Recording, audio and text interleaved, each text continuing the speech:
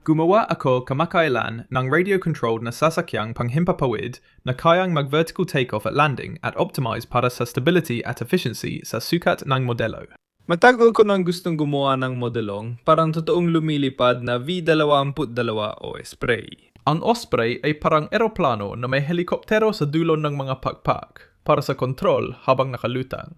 Buti na lang may access tayo sa parehong modelong helikoptero at eroplano, kaya kailangan ko lang pagsami ng dalawa tulad ng totoong bagay.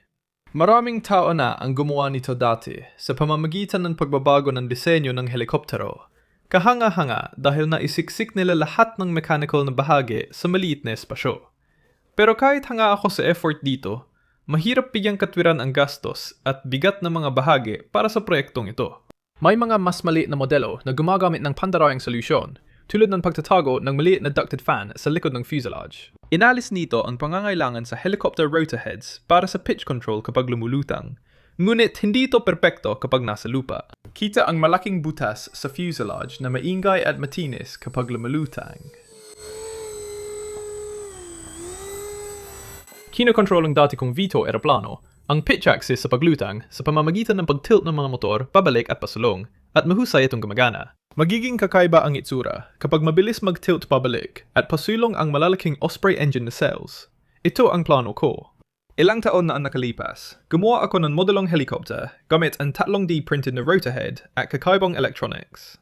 Simple lang ang rotor head at hindi na kailangan ng komplikadong linkage mechanism ng karaniwang helicopter, kaya nakatipid ako sa bigat at gastos. Bawat talim ay nakakabit sa bisagra at malayang gumagalaw nang walang mekaniko na kumokontrol dito. Dahil sa anggulo ng bisagra, nag-iiba rin ang anggulo ng pag-atake ng talim kapag ito'y gumagalaw. Ang pitch ng talim na ito ay kabaligtaran ng kabilang talim.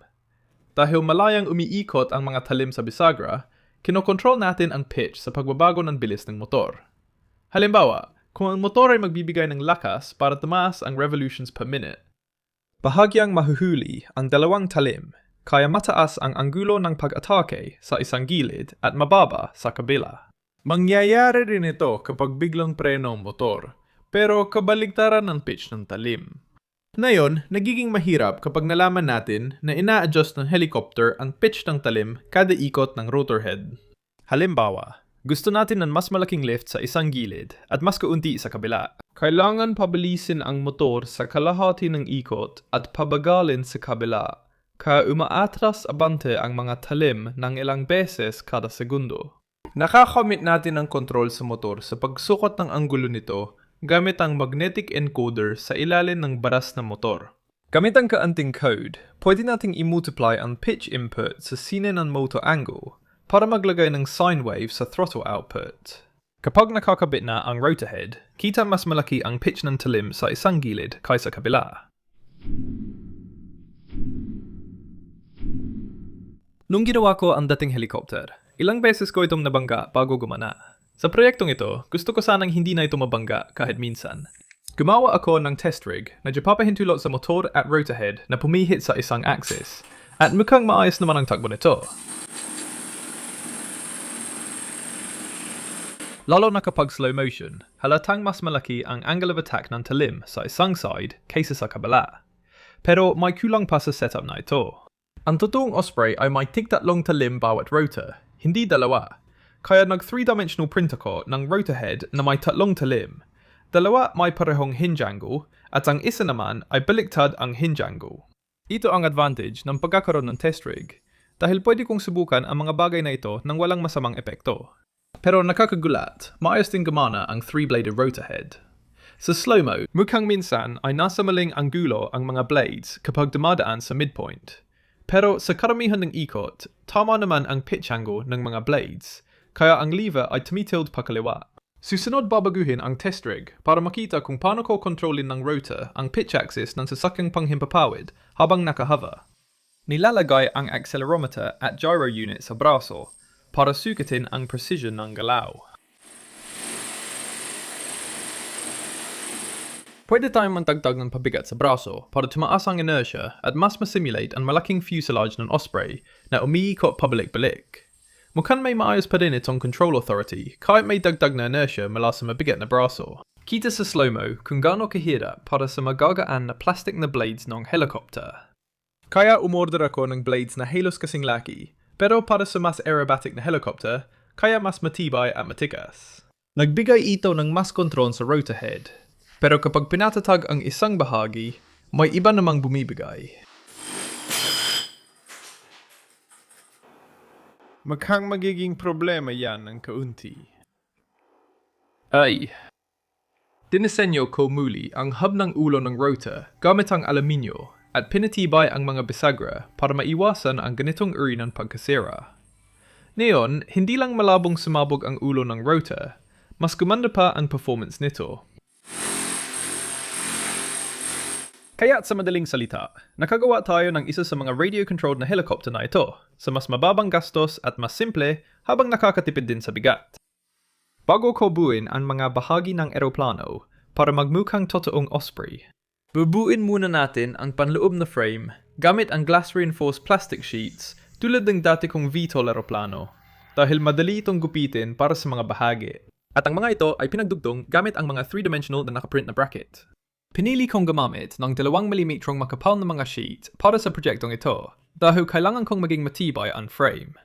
Para mabawasan ang bigat na dadalhin ng final na fuselage at sana ay mapanatiling magaan hanggat maaari ang timban. Susunod, gagawin ang motor mount at tilt mechanism gamit ang ilang fiberglass sheet at malaking servo para i-tilt ang motor sa transition. Pagkatapos, ikinakabit ito sa wing spar gamit ang friction fit at nakokontrol ng servo ang pagtilt ng motor gamit ang pushrod. Gaya ng dati kong VTOL aircraft, gumagamit ako ng Arduino-based flight controller na may custom code na Dreamflight. Gamit ang 4-in-1 motor controller at RC 5V regulator para sa servo power. Oras nang isolder ang motor wires at i-connecta ang mga servo. Bago subukan, maayos naman lahat. Kinabit ko ang rotor head sa isa sa mga motor at pinirmi ang aircraft sa mesa gamit ang pabigat. Para makita kung gumagana ang rotor head gaya ng sa test rig. Mukhang gusto nitong i-tilt ang aircraft, kaya oras na para sa totoong test flight.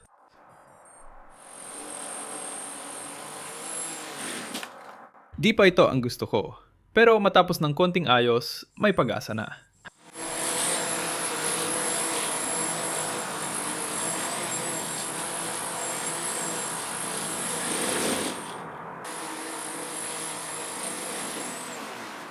At ngayon, umatras na naman tayo ng ilang hakbang. Sa madaling salita, ang mangyayari ay namamatay ang flight controller, kaya nagre-restart ang lahat. Pero nangyayari ito ng biglaan, kaya hindi ko matukoy kung ano talaga ang dahilan. Napag-alaman na ang problema ay nasa 3V regulator ang flight controller board gamit ang thermal camera. Para maayos ito, nagdagdag ako ng external voltage regulator at naresolba ang problema. Napansin ko na may malakas na panginginig na biglang lumalabas at sanhi ng pagbagsak ng sasakyang panghimpapawid. Sa teorya ko, umabot sa resonant frequency ang wing spar, ang RPM ang talim, kaya naglagay ako ang nylon na tali para patigasin ang frame. Sa kasamaang palad, hindi ito masyadong nakatulong, kaya nagdagdag ako ng carbon fiber braces na nadulot ng malaking pagbabago. Sa wakas, nakalipad na ito mula sa lupa at nag-hover, kahit kapansin-pansin pa rin ang panginginig. Pinalance ko ang rotor head at blades hanggat kaya nagkaroon ng konting pagbabago, pero hindi pa rin tuluyang nawala. Kaya naisip ko baka nag-flex o may kalog ang motor mount o bisagra. Nang Tatlong-D print ako na mas maikli at matibay na motor mount na nakakabit diretso sa wing spar. Ibig sabihin, wala ka ng control dito. Pero kung makakahava ito, malalaman ko na ang problema. Kahit umiikot itong pakanan, dahil walang yaw control, mukhang tuluyan nang nawala ang mga vibration. Kaya mano-mano kong inikot ang mounting ng motor para mabawasan ang pag-ikot. At sa wakas, may nangyayari na tayo. Ang pitch control na may 3-dimensional na nakaprint na rotor heads ay gumagana na nakakagulat na maayos at nananatiling malamig at maayos ang mga motor. Kailangan na lang nito ng mas matibay na wing spar at bagong disenyo ng motor rotation mechanism. Paggamat kahawig ng dating disenyo, may malalaking pagbabago. Pinakamalaki ang bagong herringbone gear system na nag-tilt sa motor at tinanggal ang luwag ng dating pushrod. Ang murang servo na ito ay hindi eksakto, pero may halos 100 degree na galaw. Kaya't ginamitan ito ng 3-to-1 na ratio dahil kailangan nating umikot ang tilt mechanism ng mga 100 degree. Para matanggal ang luwag sa bisagra, gumamit ako ng 3 maliliit na bearing na pwedeng higpitan para bumagay sa shaft, na mas magaan kaysa isang malaking bearing. Bukod sa rito, hindi precision machined ang mga shaft, kaya mahirap makahanap ng malaking bearing na akma dito. May konting baluktot pa rin sa parteng ito ng frame, pero lumalala kapag nasa lupa at tumatalbog ang mga motor. Baka palakasin ko pa ito sa susunod, pero ngayon, test flight muna ulit.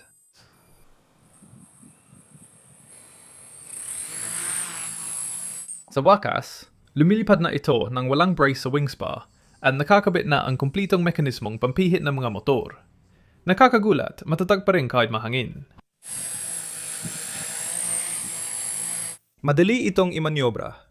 Para mabawasan ang panginginig, nilagyan ko ng limit kung gaano kalaki mabago ng fly controller ang bilis ng motor. Kaya kapag malakas ang control o hangin, hirap itong bumalik sa patag na posisyon. Siguro hindi rin ako gagawa ng matitinding hovering maneuvers. Kapag tapos ko na ang malaking fuselage, gagawin ko ito sa susunod na video, gamit ang kakaibang Tatlong-D printing techniques, tulad ng ginawa ko sa Tatlong-D printed wing sa huli kong VTOL na video. Abangan nyo yun. Kailangan talagang balanse ang eroplano para hindi uminit ang mga motor. Maraming salamat sa panonood ng video na ito at magkikita tayo sa part 2. Paalam!